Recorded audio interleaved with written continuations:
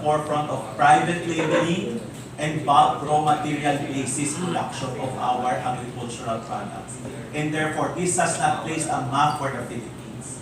Now, you will tell me, what is the significance of consolidators? Kagaya nga sa amin ni Kadani, I put 20 small manufacturers in one container or even 50. And that would give them exposure at the very least to the overseas Filipino market, which is, if we don't serve, is being served by Indonesia, Thailand, and Vietnam. These three countries have copied the preferred profile of snacks and condiments that we are producing at a more competitive price.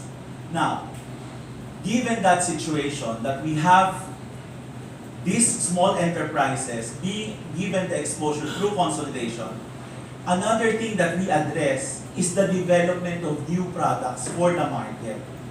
If you go to the supermarkets today, whether here or abroad, in the United States, in the small stores in Europe, even in Japan, or even in Australia, what you will find in the shelves are the same products copying each other. From the granule-based seasoning, you have at least 6 brands. On condiments, you have at least 12 or 15 brands. On the bottled preserves, the nata de coco for halo-halo, you have what? 25 brands. In the United States alone, there are 20 brands. Imagine there is nothing that we have come out, when in fact Thailand has come up with canned rambutan, they have come up already with canned nata de coco, which is now, by the way, being private label, they imported by a large national brand of a seafood product, isn't it? So my point is that if you don't give exposure to our small MSMEs, then there will be no more growth, no more new products coming out, and the Philippines will have no future in the world arena in as far as product development is concerned. We will never draw up. The reason why we have not been able to export canned coconut milk, when in fact we don't consume as much, is because we have never been competitive in the cost of tin cans, because our importation of tin cans is only 1/10 that of Thailand. And so the main concern is not the cost of coconut, but the main cost of the cans itself, the packaging itself. We can produce good quality, and we're happy that some products have, or some companies have come up with that competitive edge. We are now serving some of the mainstream supermarkets.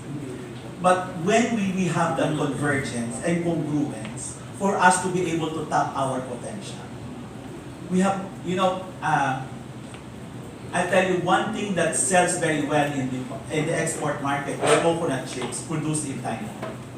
We don't consume that much coconut, but we don't produce also that much coconut chips. Our coconut chips flavored at that or seasoned is only very small, but the production in Thailand goes in the hundreds of containers just for one major brand buyer in Europe and America. So why can't we, when in fact we as a people don't consume that much coconut? Because our MSMEs are limited to product exposure, to R&D, to product development. Look at our condiments. We have not also gone as far as going into the spicy side, when in fact, what is the lesson of Korea catching up with Japan? Korea learned to copy properly what Japan was doing very well in the 70s and the 80s. And therefore, you find the Koreans leading now in the 90s, 2000s up to today.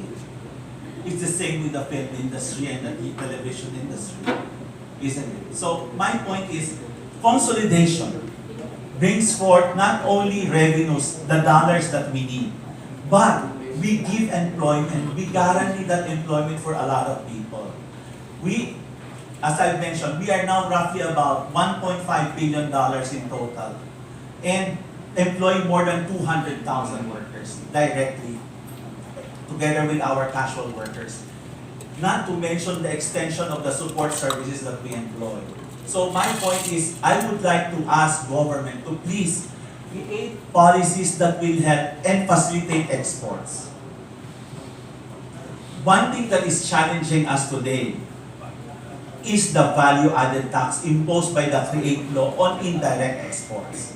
So what happens is that since our peso has devaluated at about 20% vis-a-vis the dollar, and you added 12%, and the cost of imported inputs is about 70%, you will find the Philippine products at least 25% more expensive than its neighboring countries.